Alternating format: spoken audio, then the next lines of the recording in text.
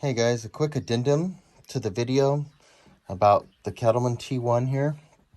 I just want to show it in all of its splendor here. And look at that beauty. Yeah, she looks good. All right, look at that. Nice cocking lever. Ooh, yeah.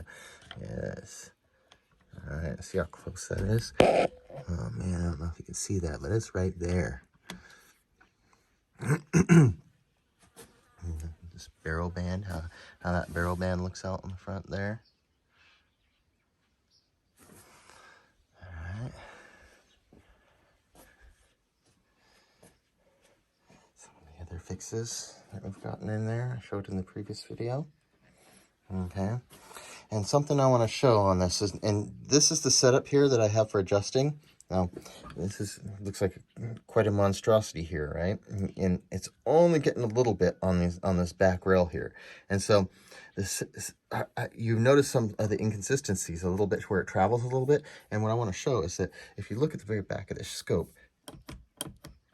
see it's actually got a spring set up there that keeps it all tight in there. So it's a floating scope system to some degree. So whenever this gun here gets its forever scope on it, I'm going to put it up against an FX Impact and an LCS 19, SK19, and show what this guy can do in comparison. And in my personal opinion, I think it's going to be right in there with them. Okay, and I'm going to just do an 8-shot group for each gun. Probably at 50 and 100. I think that would be a good area to do them at. And I think that this Cattleman, the T1, is gonna just hang right in there with them. Okay, now if you looked at the previous video, you're going to see that the bell curve starts at about the 12th shot. So I think that this will be a really good fair test for this against some really spectacular guns I've put together. And so, and this one I don't think is any different. I think this is going to be an amazing platform for Cattlemen. I think that whenever they get a gun like this regulated, I think it's going to take the world by storm. I think they're going to be a big name. And so I'm super excited with what they're doing. And so whenever this gets its forever scope on it, because like I said, the reason I do this is because this has a massive amount of adjustment on windage and elevation. And so I can bring any rifle and any ammo into a group for the most part at even really super long ranges. Now, one of the reasons that we get to see so good through this scope is because this is it's a 12 by 60 by 60. Okay, but the problem with that is that, you know, the eye box, of course, is terribly small and it's hard to look through. But these marks here are, each click is only 1/8 of an inch at 100 yards. And so you could max this scope out real easy just trying to move a small amount. And then it, of course, it doesn't even hardly focus, if you've noticed, in at 25. I mean, it's a little blurry because this wasn't really meant to do close range shots like this. This was meant to go way out far. And this floating system, like I said, once it gets settled in, it shoots amazing. You know, you'll be able to drop them right in one after another. But if the rifle kicks really too hard, or if you move it, you do some of the stuff like I did in the previous video and flip things over and take things apart and do all that stuff, it's going to change and you'll have to resight it. Well, that's why this is nice. It's quick. You kind of can see how quickly it moves, and how quickly it can dial it. But whenever this rifle gets a torqued down scope on it, it's going to perform amazing. We're going to watch those groups that we're just shooting get even tighter at 100 yards. And I say a dime is my evaluation of it. And we'll see. I won't, you know, I'm saying it, but I'll have to prove it to you. And so we'll see, right? Okay. And so I'm really excited about it. Now, if you are looking for a little bit longer range or easy adjustment, now this is just for long range adjustment. Now this right here is a sweet setup. I'll be putting this on one of my long range setups for scopes, and this allows you to adjust quite a few minutes of angle right here. And this thing has, you listen to it. Ooh, listen to those clicks. Oh, those detents are beautiful. And so this right here is an very expensive setup to add to your scope. But if you're going to be shooting long range, well worth it. This costs, I think it's upwards of $400 just for this riser setup here. But it's precision. You get what you pay for. The machining on it is absolutely exquisite. And take it from an amateur machinist, I evaluated the heck out of this thing, and it's a piece of art pretty much too, and it's super functional. And so, like, you hear just the quality and the click. And so this will get you out to, you could shoot it if you had the power. You could go 1,000 yards with an air gun on this if you had the right setup, and that's going to be a probably future goal. We'll show, but that's way out in the future. But we're gonna show it, and so I'm just really excited to be able to bring some of this to you guys.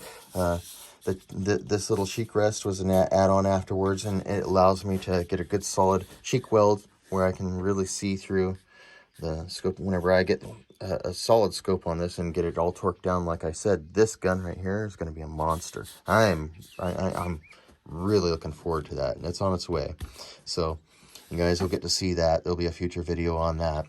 But I just want to reiterate about the amazing groups that this thing shot at 50, 75, and 100 just really recently. And so I'm going to go to the other, I know I'm hand holding the whole thing here, but I just want to show some of the really, we did a great job here. I'm going to go ahead and put you guys back up so I can adjust some things here. And we're going to zoom you back in, and I want to just quickly go over. I'm going to zoom you a bit more so you can really see good. And then we're going to go and investigate the different ones at different ranges. Okay, so there's the 100-yard range that we just did the test.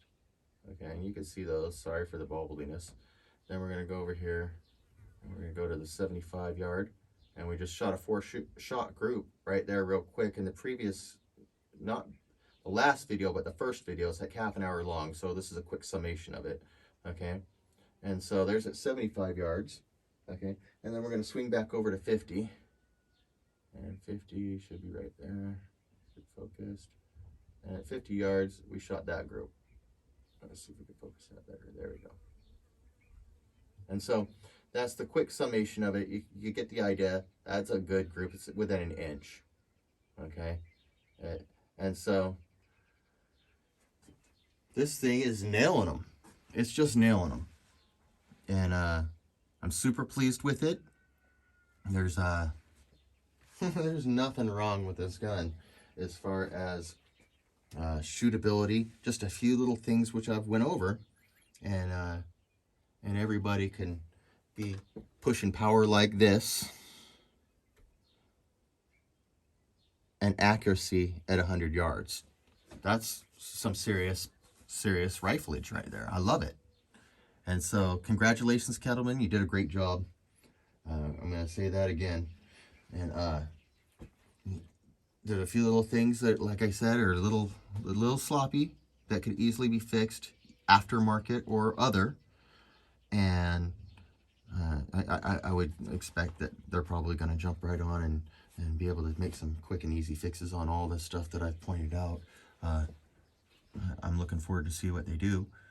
But I can tell you that I want a 22, probably the M1, to play with next.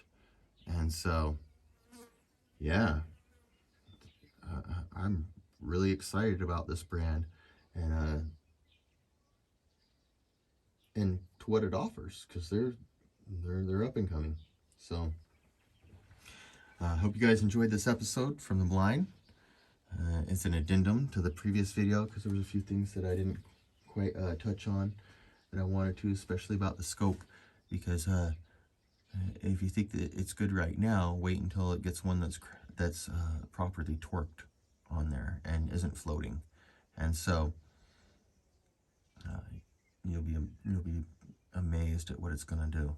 And so as I said, I use that for the test bed for all the guns that I initially bring in, because I can really dial it in. I use it oftentimes whenever I'm shooting my own ammo, because sometimes the point of aim will change and I have to see whether it's just going to group or whether it's just sporadic, and that allows me to do it fairly consistently, excuse me.